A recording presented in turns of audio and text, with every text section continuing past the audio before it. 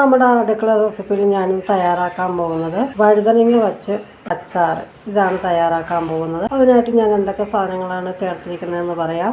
ഒരു medium size 2 സവാള, 5 അല്ലി വെളുത്തുള്ളി, ഒരു തണ്ട് വേപ്പില, ഒരു ചെറിയ പീസ് ശർക്കര, ഒരു നെല്ലിക്ക വലിപ്പത്തിലുള്ള പുളി, പിന്നെ ഒരു മീഡിയം സൈസ് വഴുതനങ്ങ ഇവിടെ കട്ട് ചെയ്ത് വെള്ളത്തിലിട്ട് വെച്ചിട്ടുണ്ട്.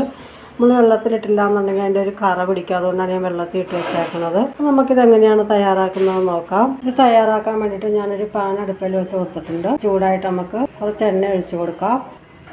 എണ്ണ ചൂടാകുമ്പോൾ നമുക്ക് കടുക് ഇട്ട് കൊടുക്കാം. വെളുത്തുള്ളി ഇട്ട് കൊടുക്കാം. വെളുത്തുള്ളിയുടെ കളറൊക്കെ ഒന്ന് മാറട്ടെ. ഇതിലേക്ക് നമ്മൾ കഴുകി വെച്ചേക്കണം വെള്ളത്തിലിട്ട് നമ്മൾ വഴുതനങ്ങ വെച്ചത് അതിട്ട് കൊടുക്കാം. വഴുതനങ്ങ ഒന്ന് ചെറുതായിട്ട് വഴന്ന് വരട്ടെ. നമ്മുടെ വഴുതനങ്ങ ഇവിടെ നല്ലോണം ഒന്ന് വഴന്ന് സോഫ്റ്റ് ആയിട്ടുണ്ട്. നമുക്കിതിലേക്ക് സവാള ഇട്ട് കൊടുക്കാം. നമ്മുടെ സവാളയും ഈ വഴുതനങ്ങയും എല്ലാം കൂടെ കിടന്നൊന്ന് വഴന്ന് സോഫ്റ്റ് ആകട്ടെ. നമ്മുടെ വീട്ടിൽ എപ്പോഴും ഉള്ള ഐറ്റംസൊക്കെ തന്നെയാണ് ഇതൊക്കെ. നമുക്ക് പെട്ടെന്ന് തയ്യാറാക്കി എടുക്കാൻ പറ്റിയ ഒരു അച്ചാറാണ്. നല്ല ടേസ്റ്റാണ് കേട്ടോ. നിങ്ങൾ എല്ലാവരും ഒന്ന് ട്രൈ ചെയ്യണമെന്നാണ് ഞാൻ പറയുന്നത്. ഉണ്ടാക്കാത്തവരൊന്ന് ഉണ്ടാക്കി നോക്കുക. നല്ല ടേസ്റ്റാണ്. ഇത് നല്ലോണം ഒന്ന് വഴന്ന് വരട്ടെ. നമ്മുടെ സവാളയും വഴുതനങ്ങയൊക്കെ നല്ലോണം വഴന്ന് ഇതായിട്ട് വന്നിട്ടുണ്ട്.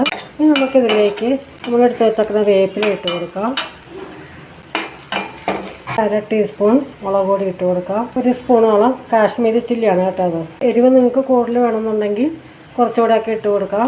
1/2 സ്പൂണ് ഉപ്പിട്ട് കൊടുക്കാം. എല്ലാം കൂടി നല്ലോണം ഇളക്കാം. അതിൻ്റെ ആ പച്ചമുളകൊക്കെ പോയി കഴിഞ്ഞിട്ട് നമുക്ക് പുളിവെള്ളം ഒഴിച്ച് കൊടുക്കണം. നമുക്ക് എന്തിൻ്റെ വേണമെങ്കിലും കൂടെ കഴിക്കാൻ കേട്ടോ. ചോറിൻ്റെ കൂടെ ആകാം, ഇഡ്ഡലി, ദോശ, അപ്പം, ഇതിൻ്റെ കൂടെ ഒക്കെ കഴിക്കാൻ പറ്റിയ ഒരു അച്ചാറാണ്. നമുക്കിതിലേക്ക് പുളിവെള്ളം ഒഴിച്ച് കൊടുക്കാം. നേരത്തെ പുളി എടുത്ത് വെച്ചിരുന്നത് ഞാൻ വെള്ളത്തിൽ ഇട്ട് വെച്ചിട്ടുണ്ടായിരുന്നു. നമുക്ക് കുറച്ച് വെള്ളം കൂട്ടി ഒഴിച്ച് കൊടുക്കാം കേട്ടോ. ഇതിൻ്റെ അകത്ത് നല്ലോണം വെന്ത് യോജിക്കണം. ചെറിയ ഭാഗമാകുമ്പോഴാണ് നമ്മുടെ അച്ചാർ റെഡി ആവുന്നത് കേട്ടോ. നമുക്കിത് തിളയ്ക്കാനൊക്കെ ആയിട്ട് വെക്കാം. നല്ലവണ്ണം വെന്ത് യോജിച്ച് വരട്ടെ. അതിൻ്റെ എണ്ണയൊക്കെ വേണ്ടി തെളിഞ്ഞ് വരും. അച്ചാർ അല്ലെങ്കിൽ എണ്ണയൊക്കെ ഇങ്ങനെ തെളിഞ്ഞ് വരും.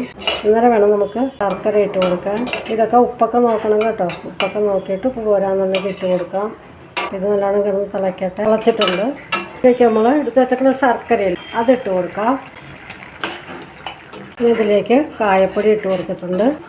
കായ ഉണ്ടെങ്കിൽ കായ ആണെങ്കിൽ ഇട്ട് കൊടുക്കാം. ഞാനിപ്പോൾ കായപ്പൊടിയാണ് ചേർത്ത് കൊടുത്തിട്ടുള്ളത്.